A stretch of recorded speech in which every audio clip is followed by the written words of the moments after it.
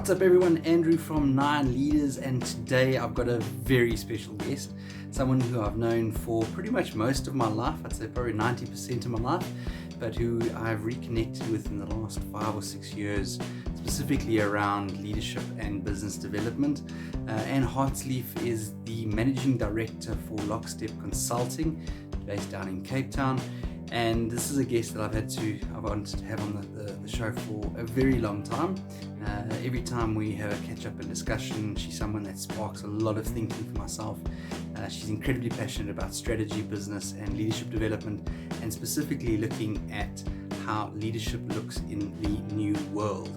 If this is the first time to the channel, welcome. My name is Andrew from NineLeaders, where we focus on developing the skills required for new and experienced leaders to take on 2021 and beyond. If you're returning, fantastic, it's great to have you. I know you're going to absolutely love this interview with Anne. So if it's your first time, don't forget to smash the subscribe button down below and enjoy.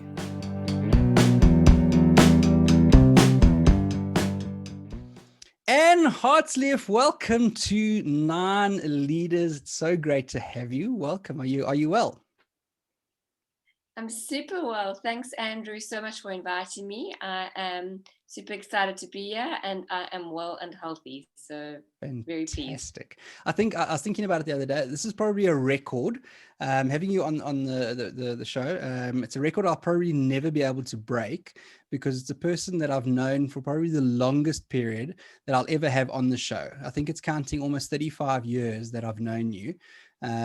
Which again, I don't think will ever be broken. So welcome. You are the official record holder. Congratulations. How does it feel? I hope that's a good thing. You know, you're giving away our ages. Yeah. I know.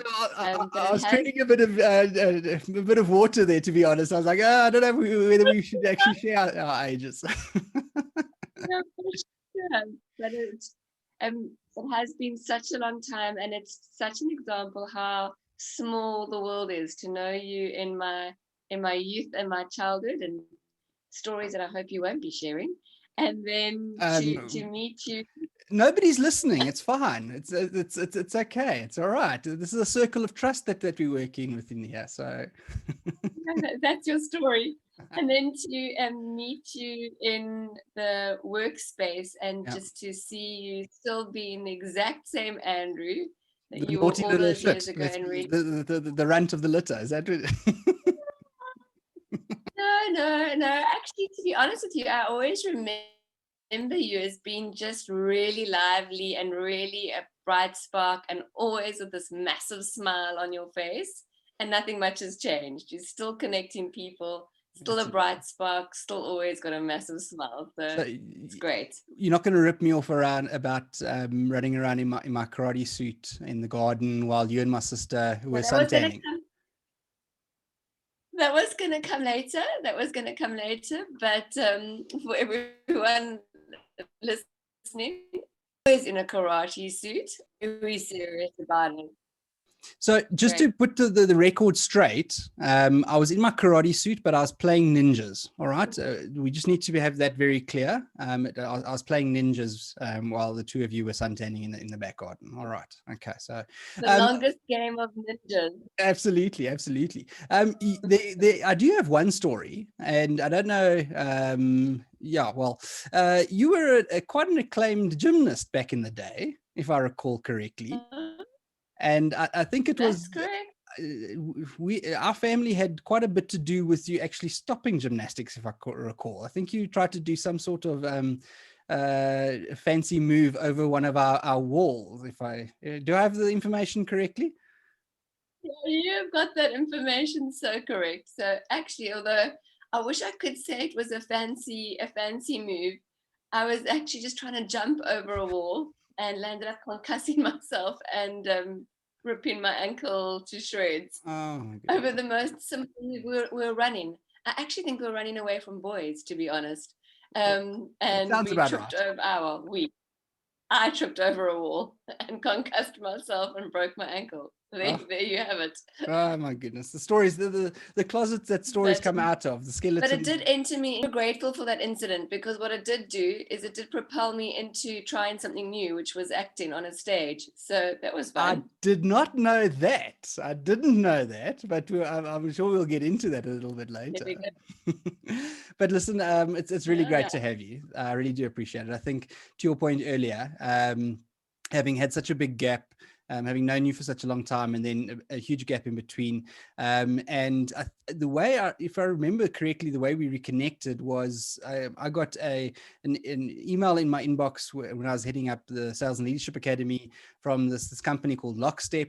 And I saw the name and it sort of rang a bell. And then I scrolled down in the email and I saw the photo and I thought, oh my goodness, there is Anne. Can you believe it, after so many years? And we've had so many conversations since then. And every time I do chat to you, you really just spark thoughts, you spark interest. And I really just wanted to have you on the show. I thought it'd be a great conversation piece to have, especially around your experience. You are obviously managing director for Lockstep. And you've got a huge amount of experience from a consulting perspective, whether it's coaching, leadership, strategy, business management across the board. So I really wanted to tap into you to get your insight into how things are going, where you see the future of leadership. And like I said, your thoughts always spark thoughts for me. So it's a great sounding board and we always have great conversations. So do you want to talk us through just a little bit around what your role with Lockstep is, what Lockstep does, the type of work that you do currently with clients? Thanks. Yeah, thank you, Andrew. It's really wonderful to be here.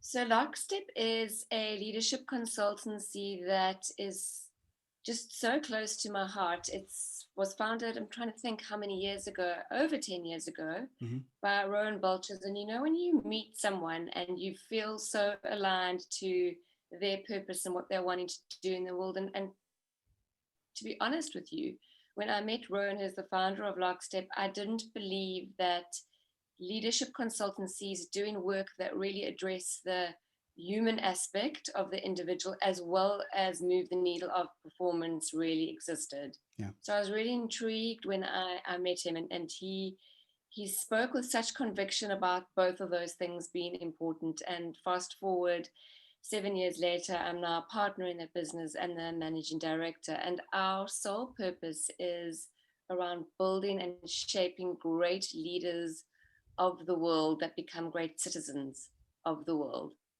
Because one of the things that I really believe, after being in corporate, in work, on the other side of the table, however you want to describe the world of work, is that sometimes we feel that we are required to be two separate people. And actually, that's just not good enough, because that's not tapping into our true human potential and actually holds us back from moving the needle of performance. So you mentioned that I did gymnastics earlier on, and I think that that's important because the performance part of life and work is important for me. And what I'd experienced is either people were talking very much around the human, which I really believe in. My personal purpose is around unleashing human potential. Or they're just talking about the number and chasing the number and chasing the targets and how do we be a high-performing organization. And I love both of those things. And I was looking for, excuse me, an organization that brought both of those things together. And I found that in Lockstep. So you've spoken around the importance of people as well as, from a business perspective, the performance aspect. Do you think the last 13 months of COVID has accelerated that, or has it maybe stalled that, if I can put it that way? Great question. Thanks. I think that the last 12 months has made us not be able to ignore it. So I think it's completely accelerated it. Whether business is completely conscious of the extent of that or not is another question. So there are still some organizations that are fighting really hard to try and keep those two things separate, even after the last 12 months. But by and large, I would say organizations have completely woken up to this, because now we have people that are working in their homes. I mean, when last have we been able to really have a look into the fact that you've got whiskey on your bookshelf behind you, and to see the kind of art you might or might not like in your living room? It tells us so much more around the person without having to do anything extra. It's just there by default of how we've been made to work. And people can no longer fight the separation of work and life. So Yeah. before we could quite easily ring fence it and box it in our own minds, and then every now and again it would kind of seep out and seep up, and we would go, that's a good thing, that's a bad thing. Where now we just can't ignore it. So that is happening. We're also seeing that people are actually asking for skills. So we actually very recently ran a very small data set amongst our clients that have been doing a series with us called Full Life Leadership, which really combines work and life, and been asking people, what are the skills that you really are needing help with? And this is one of the areas that has unanimously come up across the board. How do I manage my energy between work and home? Mm-hmm. How do I manage work and home? How do I manage difficult relationships at work and at home?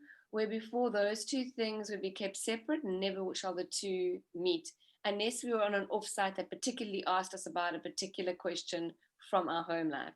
Where now it's just coming up and people are asking to help them master these skills in a way that I think is really going to accelerate business at the end of the day. And that's the best part of it for me. I think to that point, it's taking us back a little bit. In the past, it was almost that industrialization sort of mindset where we've come through from business from the 1880s all the way through, where you come to work, you do your specific role, you have your 8 hours where you are doing one specific activity set, and then you go home to your family. Whereas now, to your point, it's again bringing that entire person to the workplace, understanding that there's not a separation of business and state, if you want to call it that, but to get the most out of individuals, the best way is to actually bring them with warts and all into the workplace and then skill them from there based on what their needs are. And I think there's also been a change of mindset in a lot of places saying, well, we skill you for the work that you do. The reality of world of work now is that you don't stay with the same company for 35 years and you get that gold watch and the golden handshake. There's a lot of movement, a lot of more contract work. You come in for a specific purpose to a business, you consult to that business around project management or whatever it is, and then you move into a different business potentially. So it's no longer that massive, like I said, 35-year career with one particular company. But then at the same time, you need to, it's got a lot of ramifications around teamwork, that if you bring in your entire being to the office and to your work, it's the change in mindset around how do you show up, or how do you deal with that not being, I've got my office and I've got my home, but as an individual, how do I deal with those stresses of my work and my home, especially for the last 12 months have been the same space. So it's an interesting place that we're sitting in. Our last conversation was really around, and this is where from a NineLeaders perspective, we've got such synergies where we're looking at, right, what is the new frameworks that we're looking at? Are the old frameworks that have always worked in the past, are those still relevant? Do we need to reinvigorate those? Or do we need to come up with an entirely new set of frameworks based on the data that we have now currently over the last 12 months? And when you last caught up, you had a number of hypotheses and theories, and looking at what does that future look like for leadership. I'm not even saying new world, it's new leadership. What does that look like? What are some of the thoughts that you're having around what you're seeing in your clients as well as within Lockstep as a leader yourself? What are some of the things that you're seeing going forward into the next 5, 10, 15 years? I'm smiling, Andrew, because you're going to have to rein me in here. I've got so much to say on this Go mad. But what I've really been thinking about is this thing around what is in this new, whatever we want to call it. I'm so tired of like kind of the new normal. I don't even want to say that word. But in this new world order that we are now living in, the one thing that is very clear for me is that leadership is no longer a nice to have, and it can no longer be a lofty word. So I think we've often thought about leadership as this lofty word that people are really drawn to, because no one has really been able to go like, that's leadership or that's good leadership. So because it's been so broad, people have all aspired to it, but also been able to get away with not being a great leader. And I think the days of not rising up to leadership are over. I think that people are going to be calling leaders out, even in business, because hierarchies have collapsed a little bit. And I think that that's wonderful. Yeah. The other thing I've been thinking about is like, what does the new performance hypotheses look like? And before I share some of what the data is telling us, some of our insights, some of what we've seen, some of our own research, I want to say up front that I don't think that we should be throwing the baby out with the bathwater. So I'm not saying that everything is going to change and some of the old standards are no longer applicable. I think they're actually even more applicable, but they need to be applied differently. So the theory So it's hasn't not the what, it's the how, completely effectively. changed. 100%. Great call out. And some things have shifted, but I don't think everything has shifted. And I think we need to be careful because everybody's like out with the old and in with the new. And yes, we need to be evolving ourselves, but there is some standards and practices like good old-fashioned accountability that's not going to go away. Yeah. It's just exactly to your point, how we now hold people to accountability. But what I want to go back to is if we talk about this thing called performance and how do we do performance and what is the new performance hypotheses, because this is something I've spent such a lot of time thinking about, stress testing, talking to clients about, like, what does performance look like now and how do we hold people to account? And there is this very beautiful graph which talks about the rate of change. And when I saw this graph, which I'll explain to you in a second, for me, the light bulb went on. I went, that's what's happening. And how do we work against that? And it's this. So if you could just picture for a moment, we've got the rate of change going up. And we know that there's going to be exponential rate of change. We know that that's accelerating. We know it's been around for a while. We've been talking about the rate of change way before COVID even hit, but what we've seen now is a real acceleration of it, and it's just increasing at a rapid rate. The challenge is that our ability to adapt as humans to the rate of change lags slightly behind that. So if you could picture the graph going up and our rate of being able to adapt lagging slightly behind that, which leaves this gap. And actually that gap is called leadership. And that is where leadership is really required, is how do we step into that gap? And this has made me think so hard about, okay, how do we bring performance and humans into this gap and how do we close it for businesses right now? And if I may, can I just carry on going here? Because I want to share some of the things I've been thinking about. What I've really thought about, and actually what I'll say, Andrew, just stop me when you want to expand on something or ask a question, because otherwise, I'm just going to go. But there really, for me, are three main buckets that fill that gap over and above what I call tickets to the game. So I'm not talking here about technical skills and competencies and knowledge. I'm talking around the leadership gap here. And I do believe that technical skill is important. I do believe that competencies are important. But I'm assuming in that conversation that we've got all of that buttoned down. So the real leadership gap for me is three main buckets. And the first one is actually being fully human. So I'll talk into that. And the second one is execution, how we now execute.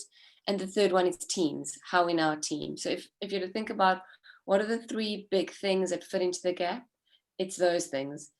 And being fully human is such a vast topic. And so, I'm just going to touch on a couple of things that I'm seeing where the shifts are. The first for me is this shift between being clever and having wisdom. So previously within leadership, we would believe or we would look to cleverness to get us through. So what does the strategy plan have to say? What is the strategic roadmap? Because that's what we're doing. What is the new innovation that's coming through because the guys have done all the R&D research? That's all like that's in the cleverness bucket. And there are lots of clever people around. I would argue less so that are tapping into the wisdom that's available to them. I don't think there are less wise people available. I don't Yeah. think we all tap into our wisdom, because wisdom relies on us to drop some facades. It relies on us to actually drop into not just our head knowledge, but into other instruments. So, like, what is the instrument of our heart here? And what do we really feel about this? What emotions does this really bring up for me? What is my intuition Mm. really saying about this? So now we are working with what I call all three instruments: head, heart, and gut. Where before we could just get away with maybe just being clever, showing up and doing a fancy presentation, or saying the right things, or even saying what we think people want us to hear. That's only gonna get us probably, I would say, to the 30-40% mark, which is just not gonna be good enough. I felt like you might want to have said something there Yeah, with no, a and pause. I think that's a scary place to be, and I think that's why in the past people have relied on the data set and something that's tangible, whereas when you start talking about intuition and gut, that's not necessarily always been taken with as much consideration as cold hard facts, black and white. We can make a decision based on this because the numbers are telling us this.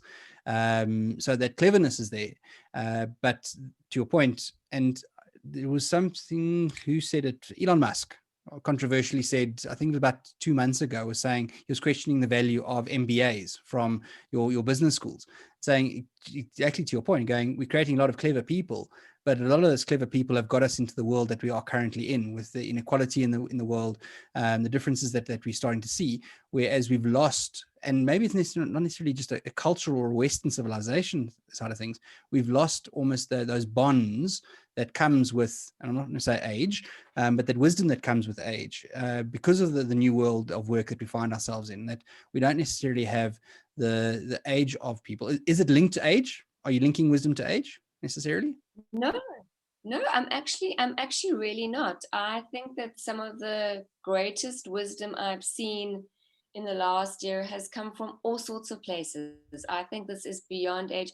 I think age can help in certain situations, but I really don't think we need to make the mistake of that wisdom only belongs to the reserved few.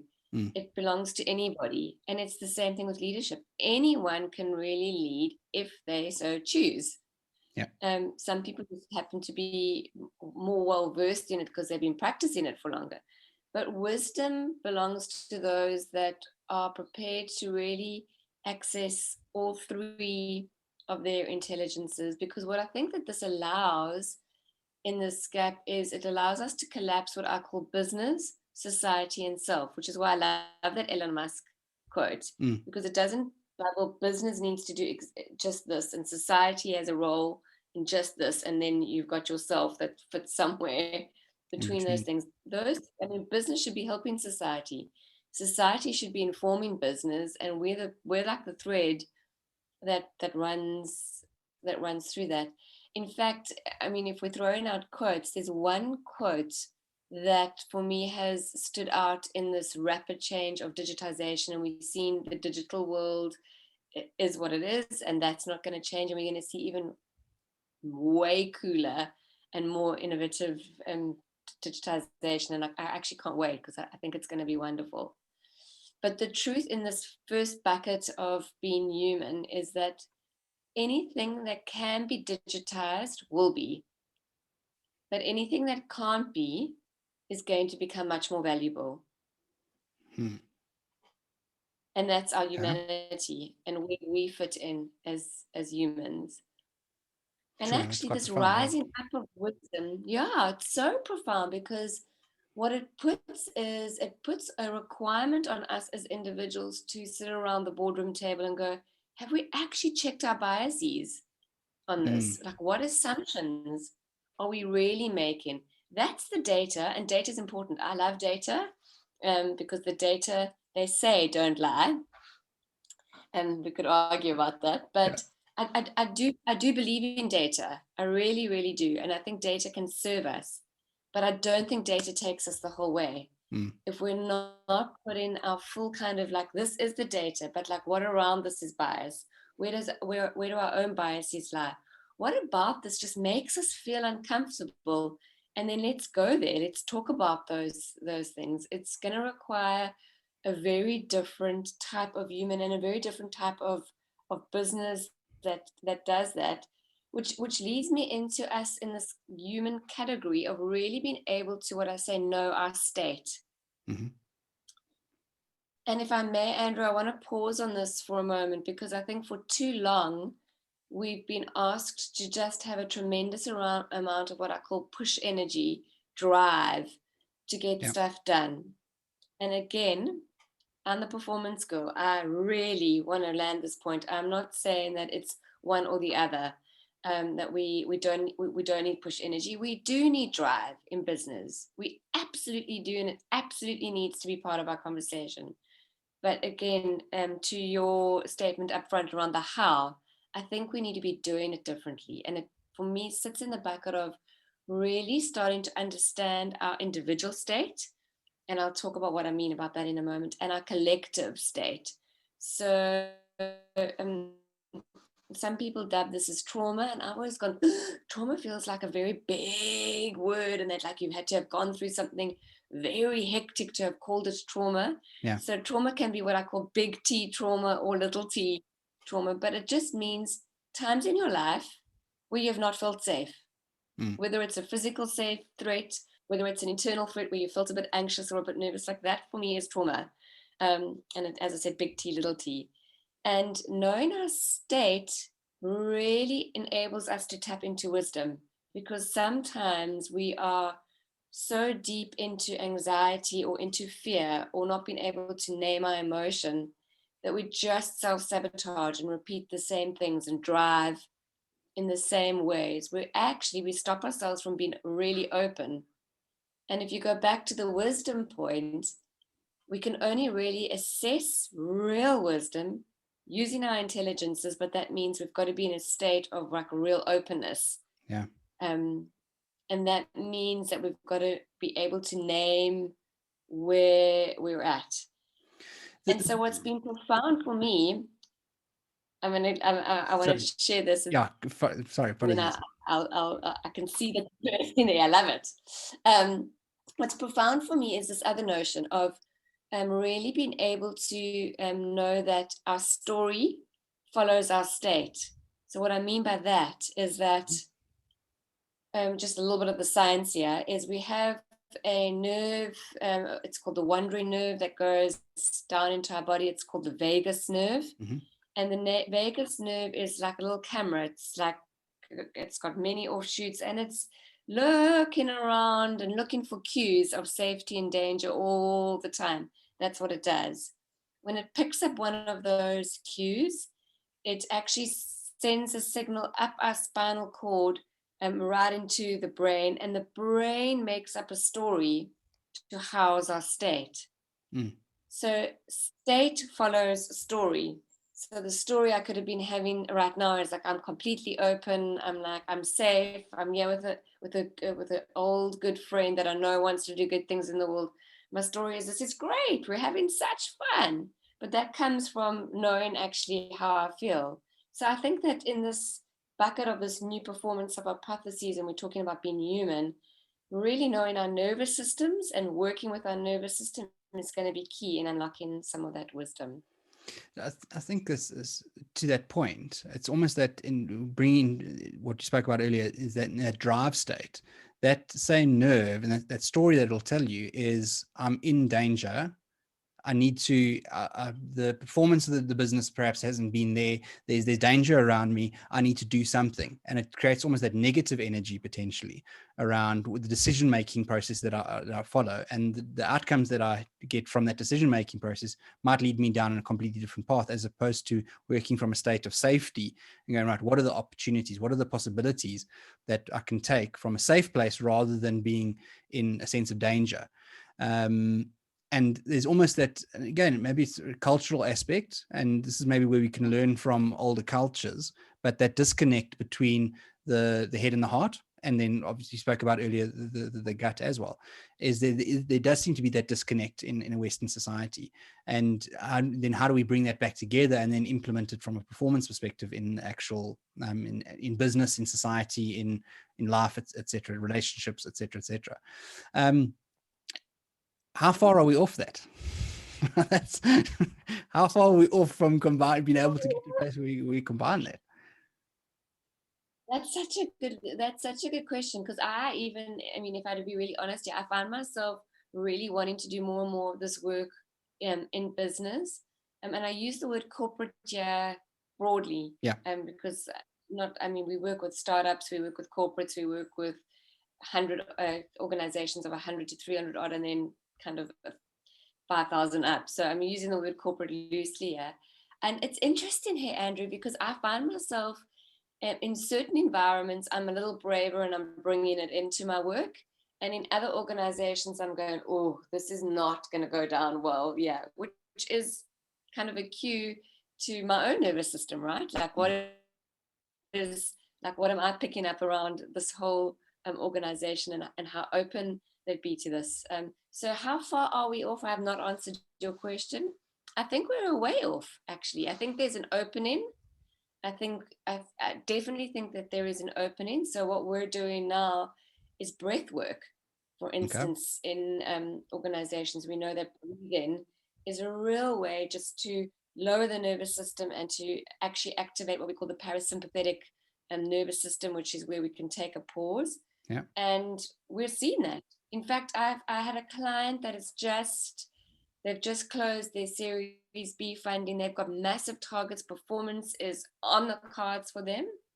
And their CEO has said to me, we need more breath work. That's interesting. Can you come in and teach us around the nervous system? Because I really want people to be socially engaged. And to your point earlier on, I sometimes think when we are activated and we do feel like flap, we've got to make a plan here because we're under the pressure, yeah. Sometimes that energy can serve us. I don't want to say that sometimes that unhealthy drive energy doesn't serve us. It can serve us. I've seen people go, this is what we need to do, and it's driven by complete overdrive of danger.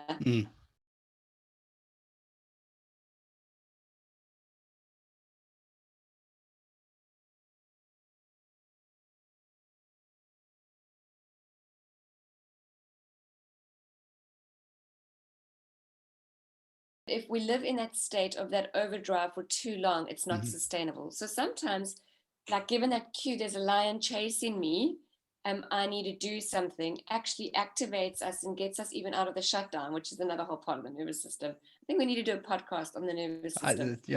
Fight, flight, or freeze.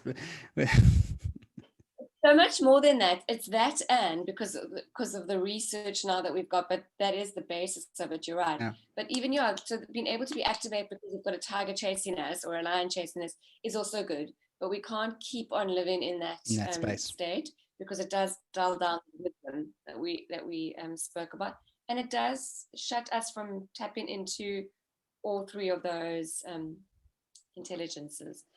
So I'm probably going to stop there on the bucket of being human, because I feel like I think this is such a vast topic. But what I do want to say is, and I can see you've got a question there, is being human as like the first part of this new performance hypothesis. We can't ignore it. Yeah. And organizations have said we care about the human, or we've got our values and they're on the wall, and we could get away with it before. We're just not going to be able to, because we're going to run out of ourselves. Well, I think that's exactly the point I was going to tap into there, was going for so long. It's been about potentially just the values sitting on the wall. We walk past it in the morning when you get to the office, and then it's all about the execution. It's about the doing rather than necessarily the how.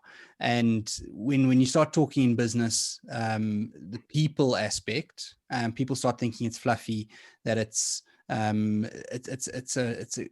box that you need to tick You need to have your 6-month getaways with your team, or your town halls or anything like that. But I'm hoping, and I'm seeing it in some of the businesses that I'm working in as well, is that there is more of that alignment, and there is that acknowledgement of the importance of the people driving the business forward, if I can put it that way. So leading into the execution, I'm going to come back to my question, the how portion of this, going, right, okay, so I've got integrated people that they can touch into their head, their heart, their gut, they can cause action, but execution wise, how do I justify, how do I put a number to it? And again, I don't know if I'm going again off the tracks here, but I've done the people work. And side note, a couple of conversations I've had with certain other companies is now it's almost they've gone to the nth degree.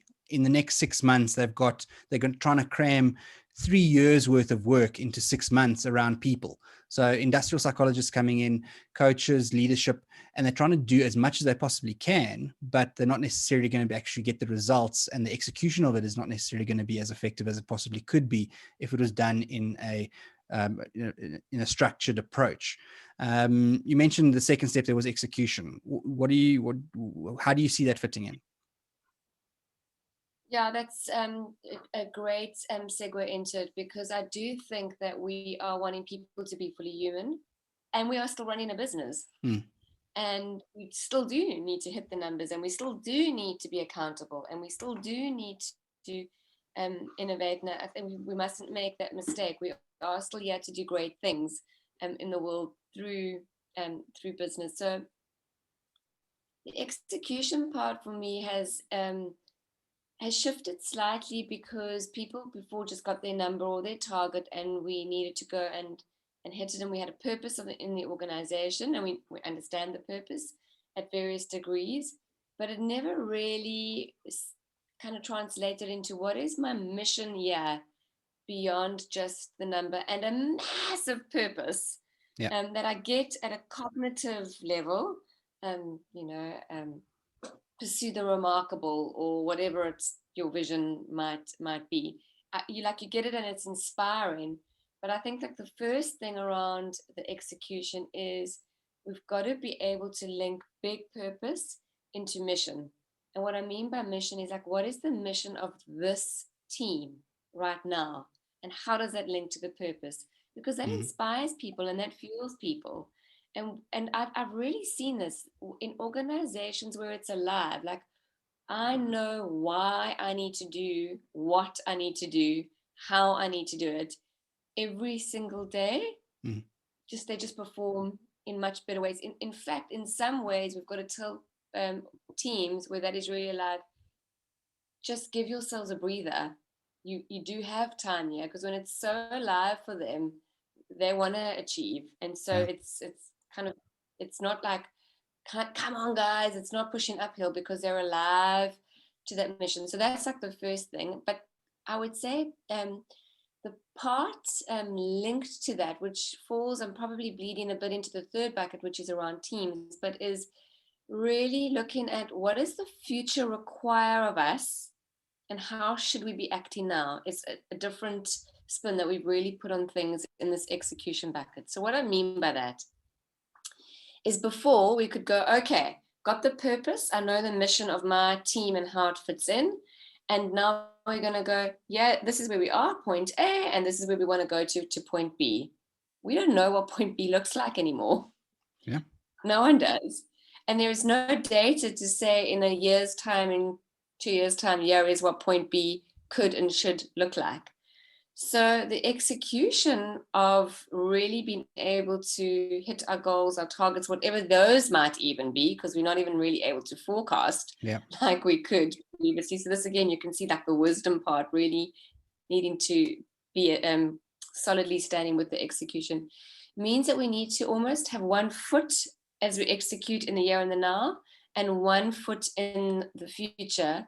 And the question we ask teams and individuals all the time is, what is the future require of you right now? And how do you start executing with that in mind right now? So as an example, just to make this really real, we had a team we were working with who had some feedback back from their stakeholders that they were seen as an underperforming team. That like year in, year out, they'd never hit the numbers. They had been saying back up to the board, but your numbers aren't right. Like, we're never going to be able to hit it. The board was coming back saying, we're always going to give you numbers that you can't hit because we think that you should be stretching yourself.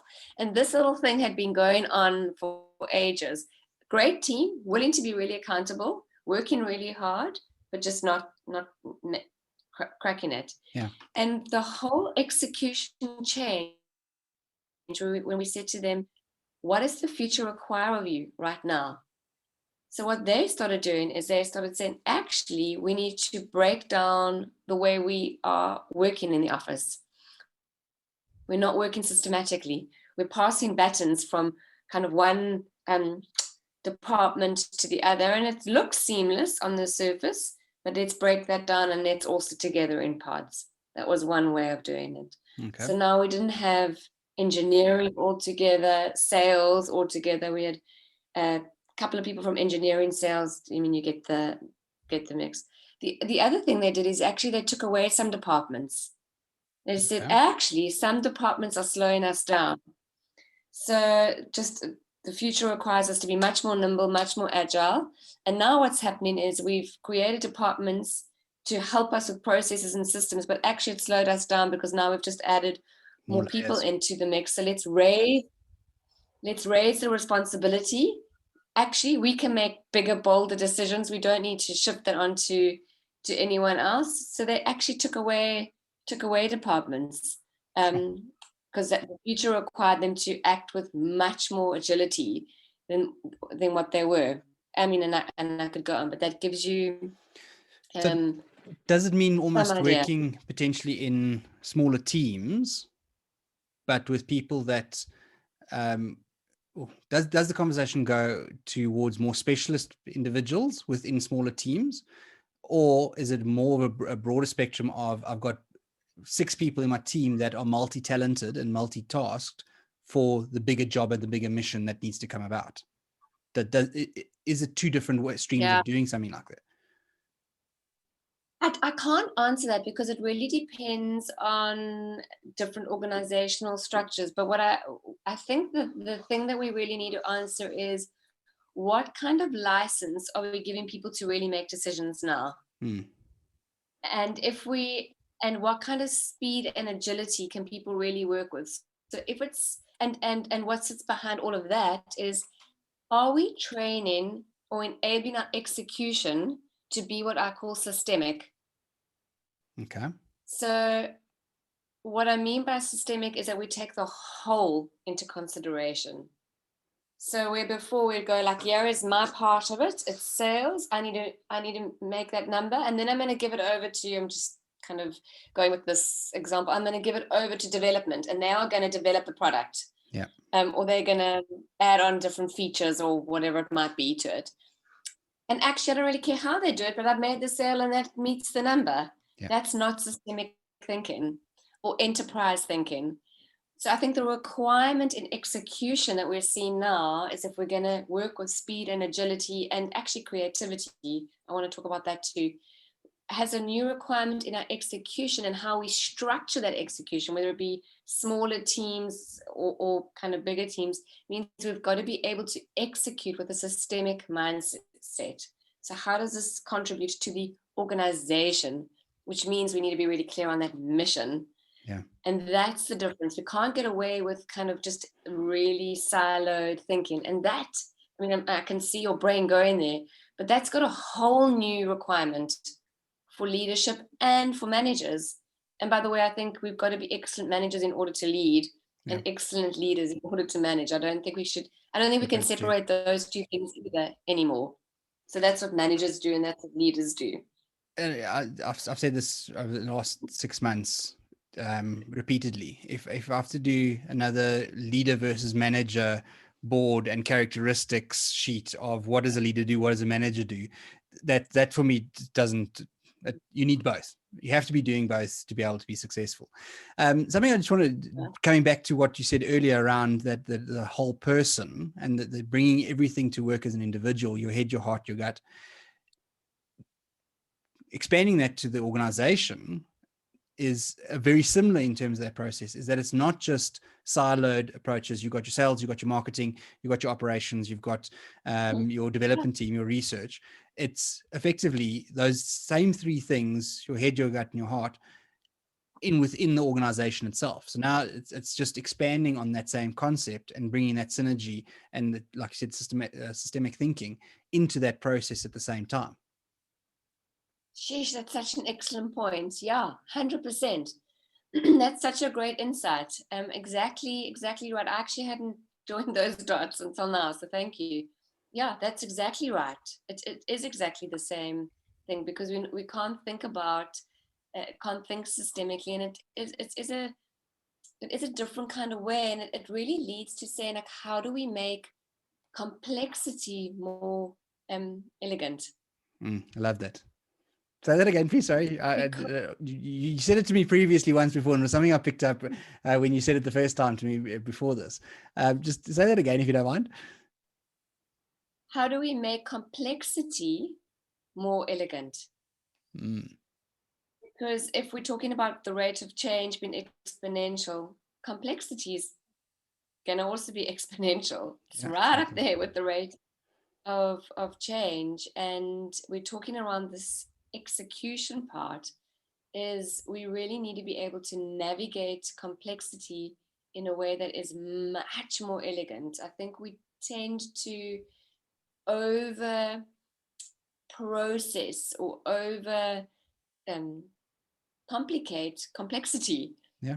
And what we've really done now with organizations we work with, very quickly we can go, is this elegant or is this not? Because that also tells us the rate of which we've been thinking systemically. How have we engaged? Do we just need to wait? Like, this isn't ready to be birthed just yet into the organization. And I'm not talking we sit on it for another 6 months. I'm saying let's sit on this for another 24 hours and just let this drop, because this is not a message that's going to land with clarity, because ultimately what sits behind elegance is clarity.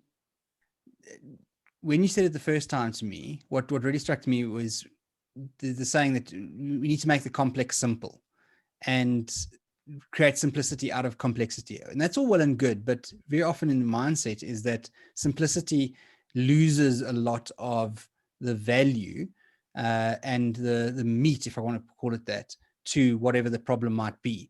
And by making things as simple as possible, you might lose an aspect and you might actually miss the mark then. But using that word as elegant, it's creating, how does that land with your audience? How does it land with your people internally? How does it land with your customer, your end user? If it's an elegant solution, it makes it so much easier for it to actually have uptake and buy-in around whatever that solution might be, or the product, or et cetera, et cetera. So I just love that wording, the making complexity elegant. And, I've actually thought about it, because I remember the first time I said it to you, I could see you were like, I really like that. And what I've been thinking about is how we get to elegance is not in a linear way. And so this is the other thing around execution. It's, again, we can't go like the roadmap goes 1, 2, 3, 4. And we've liked that before, right? Because it's made us feel safe. And anyone that works with me, you can ask anyone. I love a good plan.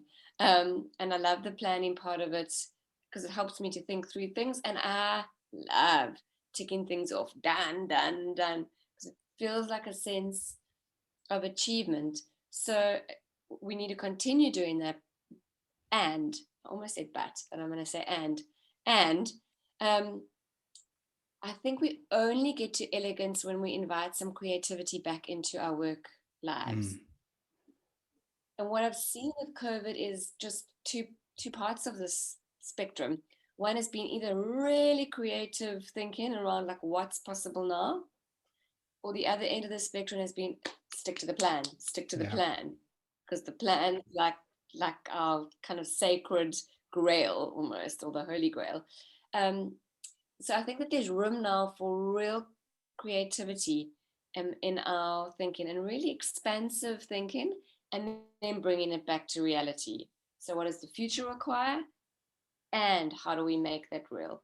What does the future require, and what do I need to be accountable for, and say this is what I'm going to do my best to deliver, Yeah. and I'm prepared to be accountable for it. So you can see there's the kind of quite traditional thinking, and there's some newness that we've known for a while. So anyone listening to this doesn't go, oh, well, that's not very new thinking. We've known creativity in business is relevant, and we've known that for ages. Yes, we have, but we've never really invited creativity in properly. It's kind of got its box, and it belongs to the innovation department only. Yep. Or in our brainstorm meeting on a Thursday from 1 till 2. That's where we can have a little bit of creative. Or the 6 months retreat after a couple drinks, that now we need to get creative in the business and let's come up with some weird and wonderful ideas. Yeah, I don't think we're going to be able to survive without real making complexity elegant, and I don't think we can really make it elegant if we're not thinking expansively. And to think expansively and execute with an expansive mindset, we're going to need real creativity. To that point, though, by the creativity. way, for me, innovation. Say again, sorry. Which I said, by the way, everyone goes, oh, yeah, creativity is innovation. No, they're not completely different, but we can't plug everything in the innovation bucket. But that's the thing. I think when you mention creativity in business, people think it's that we sit around, let's brainstorm a couple of ideas, and it's a bit wishy-washy and fluffy. But there's earlier when you said systematic or systemic, it's design thinking. If you bring all of those, it's a very systematic approach. It's creativity is not necessarily about just pulling something out of the air and okay, let's run with it. And but there's a very not linear, but there's steps in that process that can be used, and it takes you in different areas, but it'll keep bringing you back. And I love that analogy of going right, future reality. So anybody that's listening is going, well, I'm not a creative person. Well, that's fine. It's not necessarily about you being a creative person, artistic or anything like that. It literally is. There's a process that you can go through to be able to come up with different ideas, different thinking that you didn't have in the past. In terms of that, how important has the team aspect come into play? Where now I'm not just in the old world, you'd have your CEO, your CFO, all militaristic terminologies around hierarchy of structures in business. But you mentioned teams earlier. How do you see that evolving in the future? Yeah, I actually think teams and effective teaming is the major unlocker here. So I mean, and this really goes back to even the systemic nature of things, because actually teams, if they're working really well, are systemic and have systemic challenges, have systemic victories. But if you think about it, old way would be, I come to work, I have my job description, I know who I report to and who I need to get permissions from to do what I might want to do in this world or in this organization. I get my list of OKRs, KPIs, whatever system an organization uses. I get my bonus linked to that. Mm-hmm. And so we've set up our organizations at large, or businesses, to actually honor the individual. I don't know if it's always been consciously, but so the teamwork we've always known it's important, but actually we've done nothing to really elevate teamwork other than give out an award. Yeah, it's the team of the year. Yep. And then we might get a trophy. We stand on the stage and yay, we're the team of the year. But we're not rewarded in any real way that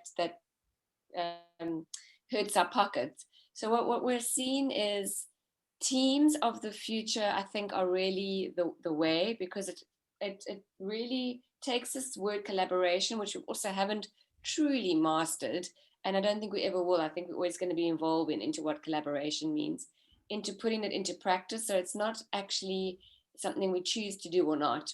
We have to. So what we're seeing is team KPIs coming out. Okay. We actually have seen one or two, not many, but one or two very brave organizations have done away with individual KPIs, unless you are an individual contributor on its own and it's ring marked and it's everybody knows that, but they are the exception, not the norm. But team KPIs, no more individual KPIs or KPIs, done. So the team either makes the bonus or doesn't. The team either gets a score or doesn't, which means that we've all got to be like lifting our game. We've all got to be wanting to be better humans. I mean, we've even seen, and you probably would have heard these stories because they're not new ones, but leave forms, a thing of the past, because your team gets to decide whether you want to or can take leave during this time and whether they're going to carry you or not.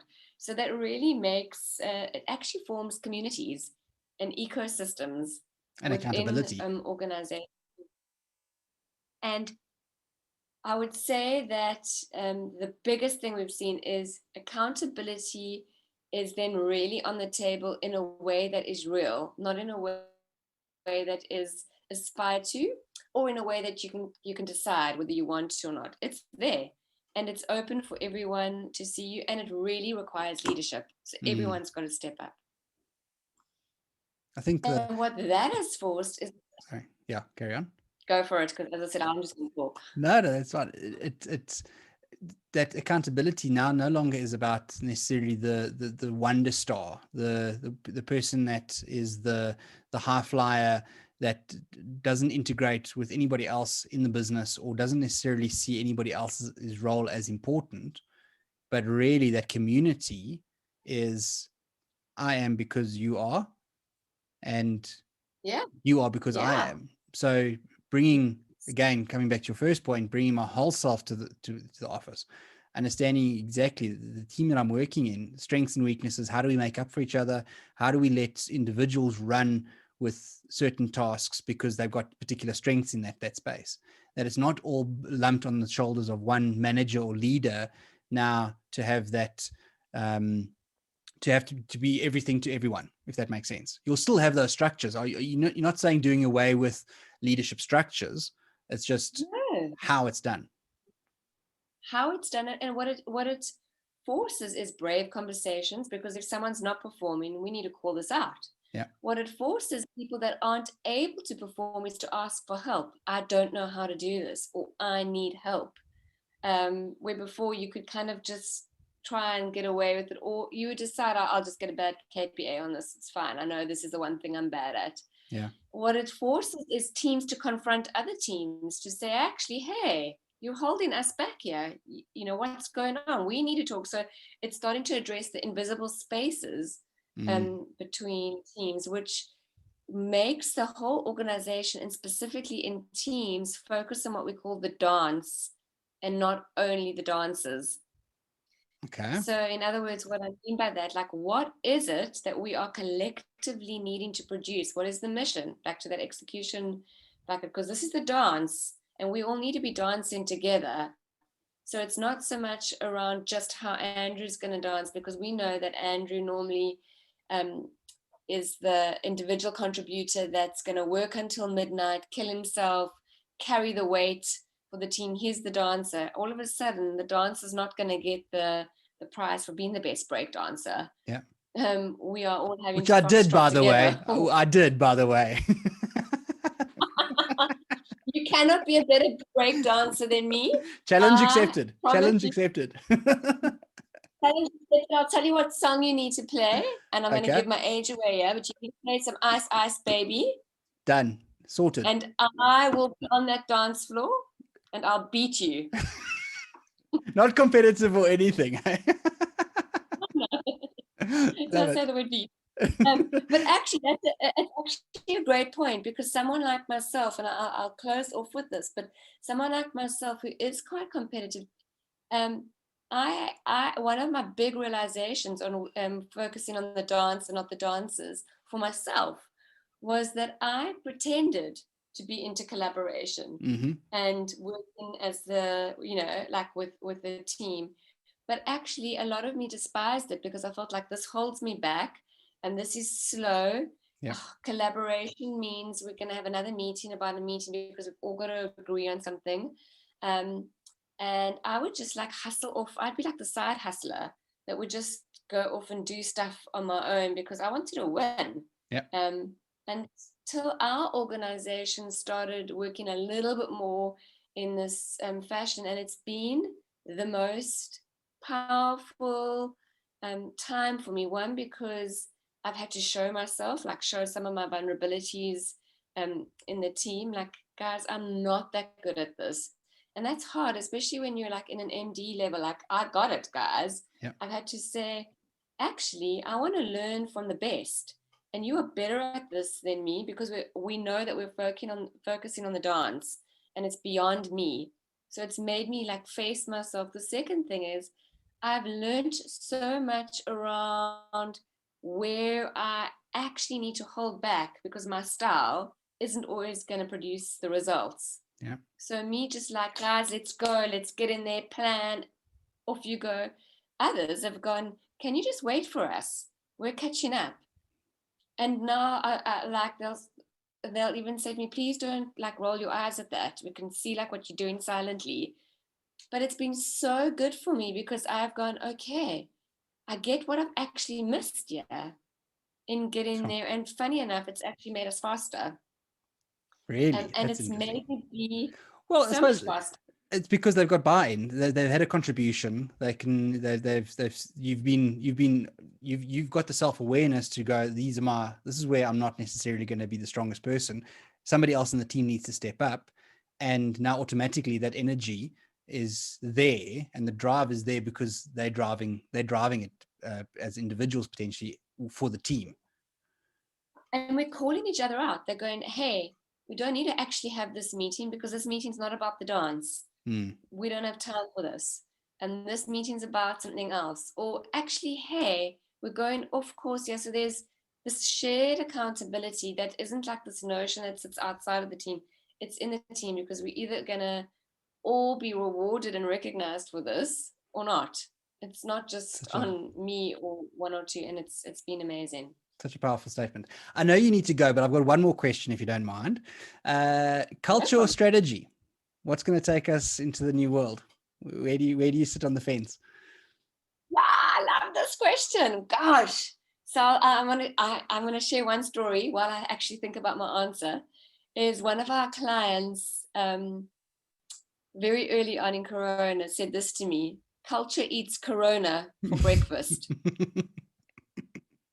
And it stuck with me because I'm actually going to go with culture here. And I'll tell you why. I'm going to go with culture because I don't think that we are short on clever strategists in the world. Yeah. I think there are plenty of them. Don't get me wrong. I think strategy is vital.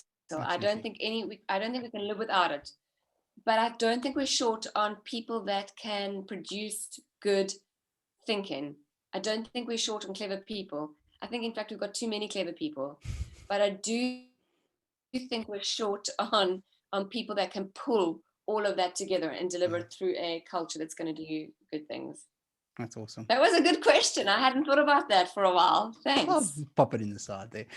But Alison, it's been great catching up with you. Thank you so much. I'd love to have you back in 6 months' time, perhaps, and see how we've progressed, how things have taken place from a team perspective, how execution has gone, what your clients are saying in the new world, being further down the road. But thank you so much for your time. I will hold you to that dance off. As soon as whenever I'm down in Cape Town, absolutely. Whenever I'm down in Cape Town, we will find a spot and do a request to the DJ for Us Baby, and we'll get it on the dance floor. All right. Bring it on. Bring it on. I love it. Cool, Andrew. Thanks so much. Take care. So fun. Have a good one. Thank you. Appreciate it. Bye. Bye. All right, so that was Anne Hartslief, Managing Director of Lockstep Consultants based in Cape Town. I certainly hope you've enjoyed the discussion as much as I definitely enjoyed having the discussion with Anne. If you did, hit the like button and don't forget to smash the subscribe button down below. If you'd like to join the NineLeaders community, all the links are down below in the description, and stay tuned for upcoming episodes. Have a great one.